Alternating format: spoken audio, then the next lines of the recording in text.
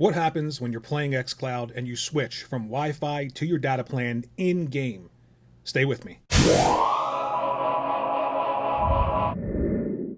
I decided to test Senua's Saga on Xcloud, and I did a previous test where I was playing the game and then I stopped and I disconnected. I went back into the store, loaded up the game on the 5G network and tested it out there.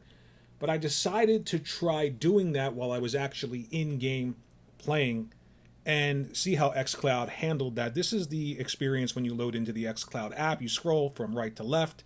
You can see games that are optimized with touch. You can see games that you can jump back into that you played originally on your console or on Xcloud. Again, all of these games work with a controller, Bluetooth. I don't see myself walking around with an Xbox controller. So most of the experiences I think that people will have with Xcloud will be using touch controls. These are the recently added. So the app is laid out really well. The original Xbox app was done really well, so I expected this to be done really well as well. Of course, you have different genres that you can choose from, and then all the games. Of course, they're all compatible with a controller, but let's check out the ones that are compatible with touch. There's quite a bit in here.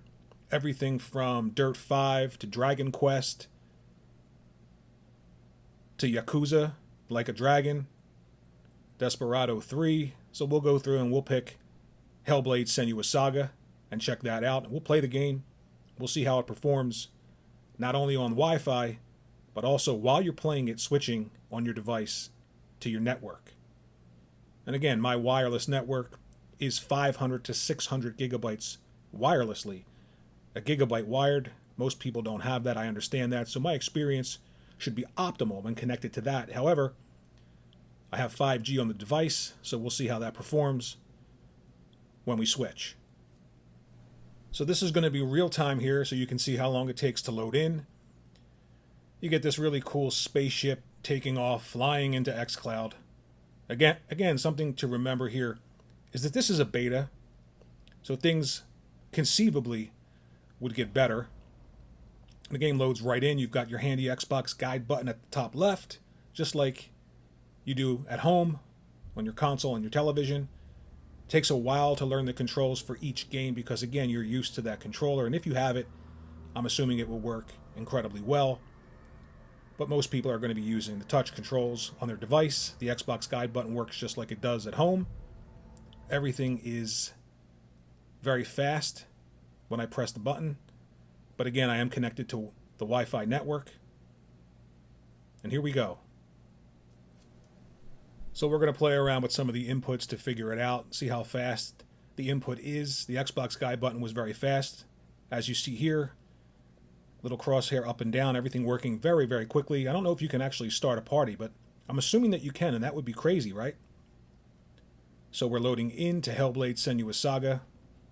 Now, something that's important to remember is that graphically, these games were not meant to be played on these screens, these devices. Your iPhone, your iPad, whatever device you have, every game will always look the way it's supposed to on a big 4K television, natively played on your console. But this is sort of an ancillary experience when you're away from home. And again, I don't think that this is going to work very well for shooters that rely on those twitch reaction and that 120 frames per second. Here, you have a setting where you can mirror basic controls or you can add gyroscopic controls if the game supports them on your mobile device. Now here's Senua. I'm not noticing any slowdown at all. Again, this is not in-game. This is a cutscene, but it's using the game engine, so I'm not really inputting or looking for an output right now. We're just going to look and see how this performs, this opening little video here. Everything looks to be running really well. And then eventually we're going to switch mid-game from Wi-Fi, to the 5G network and see what happens, see how Xcloud handles that kind of stress. So let's go ahead now and swipe down, turn off the Wi-Fi, let 5G take over, and you see the game pauses by itself. Xcloud trying to figure out what's going on. Then we're popped right back in where we left off. And we are now on our 5G network. And I am noticing just a tiny bit of slowdown. maybe a little bit of pop-in, and some audio issues as well. Just tiny little issues.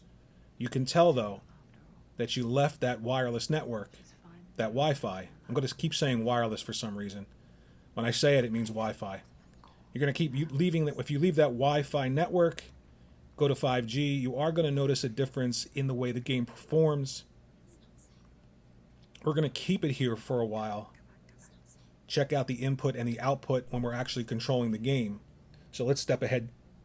All right, here we are controlling Senua, connected to the 5G network. We switched off the Wi-Fi, the game paused, picked right back up again where we left off. Just a tiny, tiny bit of lag. Nothing really too bad. Again, this is a third-person action-adventure game. I think in a shooter that requires that instantaneous response or that 120 frames per second or 60 frames per second, I don't see those games working very well streamed on Xcloud. But so far on the 5G network, here we are. And again, it's hard to get used to the control scheme. I'm looking for that zoom in, and playing on a phone, I don't know the control scheme. If I had the controller, things would be more intuitive. It's that little eye next to the left virtual stick. I'll find it eventually. And there we go. So it does take some getting used to when you're playing these games on mobile devices. Let's keep it in 5G for a while. Let's move around. So going from the Wi-Fi to the 5G, just a slight pause. Xbox recognized the different connections and then optimized the experience for both. The Wi-Fi was the best, obviously. I'm not the best normal case scenario when it comes to the wireless network. Mine's, again, very, very good. Most people may have a worse experience than me. So 5G working pretty well here. Let's swipe down, turn back on the Wi-Fi, and I'll let you know what I notice. Turn it back on. Game pauses. Xcloud's trying to figure out what's going on, finds that wireless connection, pops me right back into it. And again, the input is a lot smoother. I noticed that immediately. It wasn't bad with the 5G, but it's much better on a wireless connection.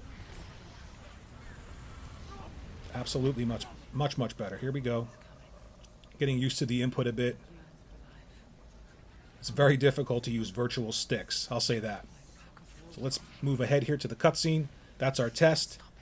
How would Xcloud handle going from a Wi-Fi signal to a 5G signal while you're playing in-game? Well, we just answered that here in the video. Think about sharing this video out so other people can see how Xcloud handles this. Think about liking and subscribing, and I will see you in the next video.